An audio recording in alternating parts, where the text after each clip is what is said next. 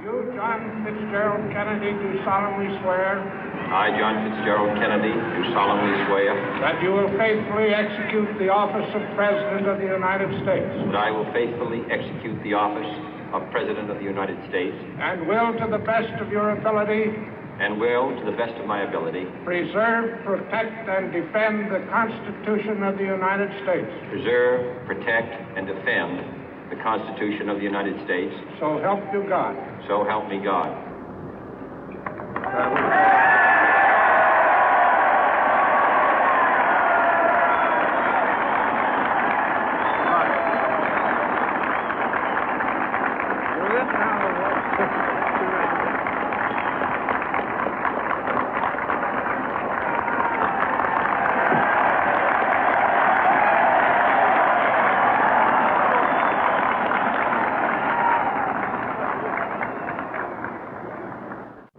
Vice President Johnson, Mr. Speaker, Mr. Chief Justice, President Eisenhower, Vice President Nixon, President Truman, Reverend clergy, fellow citizens. We observe today not a victory of party, but a celebration of freedom, symbolizing an end as well as a beginning, signifying renewal as well as change. For I have sworn before you and Almighty God the same solemn oath our forebears prescribed nearly a century and 3/4 ago. The world is very different now, for man holds in his mortal hands the power to abolish all forms of human poverty and all forms of human life. And yet the same revolutionary beliefs for which our forebears fought are still at issue around the globe. The belief that the rights of man come not from the generosity of the state, but from the hand of God. We dare not forget today that we are the heirs of that first revolution.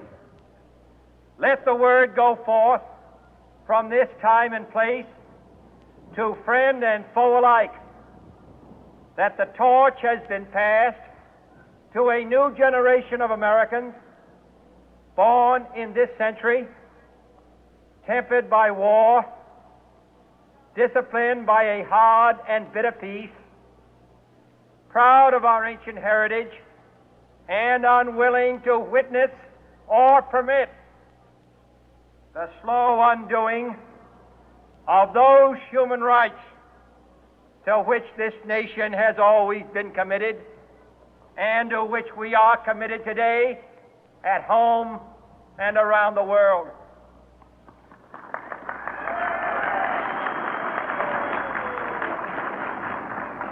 Let every nation know, whether it wishes us well or ill, that we shall pay any price, bear any burden, meet any hardship, support any friend, oppose any foe to assure the survival and the success of liberty.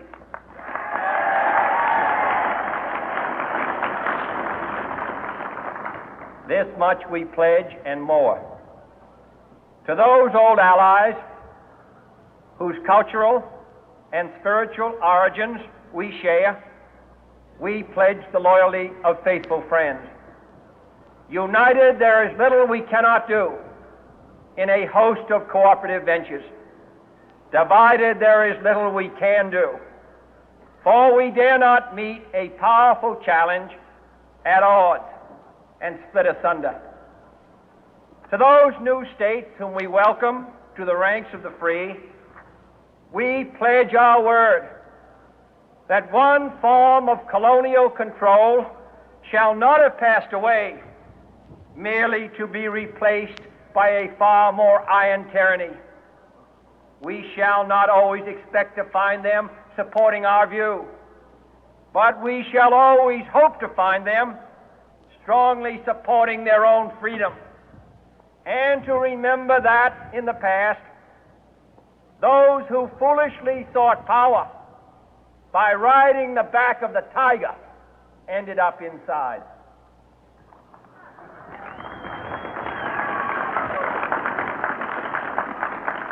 To those people in the huts and villages of half the globe struggling to break the bonds of mass misery, we pledge our best efforts to help them help themselves for whatever period is required, not because the communists may be doing it, not because we seek their votes, but because it is right.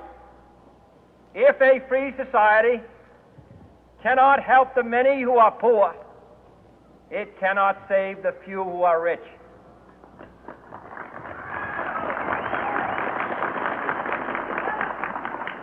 To our sister republics south of our border, we offer a special pledge to convert our good words into good deeds, in a new alliance for progress, to assist free men and free governments in casting off the chains of poverty. But this peaceful revolution of hope cannot become the prey of hostile powers.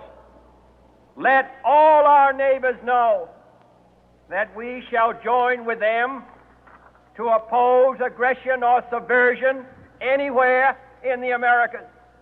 And let every other power know that this hemisphere intends to remain the master of its own house.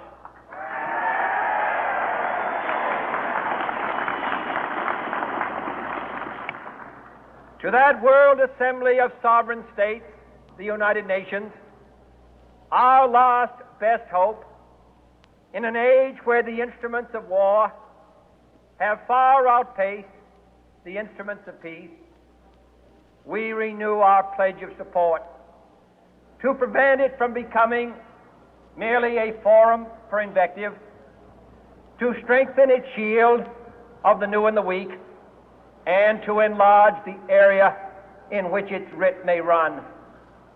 Finally, to those nations who would make themselves our adversary, we offer not a pledge, but a request that both sides begin anew the quest for peace. Before the dark powers of destruction, unleashed by science, engulf all humanity in planned or accidental self-destruction, we dare not tempt them with weakness, for only when our arms are sufficient beyond doubt can we be certain beyond doubt that they will never be employed. But neither can two great and powerful groups of nations take comfort from our present course, both sides overburdened by the cost of modern weapons, both rightly alarmed by the steady spread of the deadly atom, yet both racing to alter that uncertain balance of terror that stays the hand of mankind's final war. So let us begin anew, remembering on both sides that civility is not a sign of weakness, and sincerity is always subject to proof. Let us never negotiate out of fear, but let us never fear to negotiate.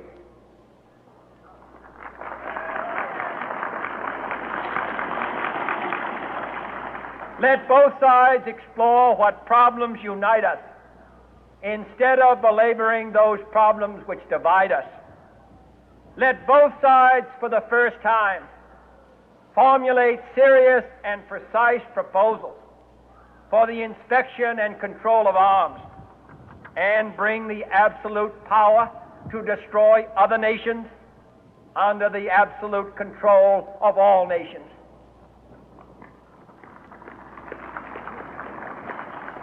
Let both sides seek to invoke the wonders of science instead of its terrors.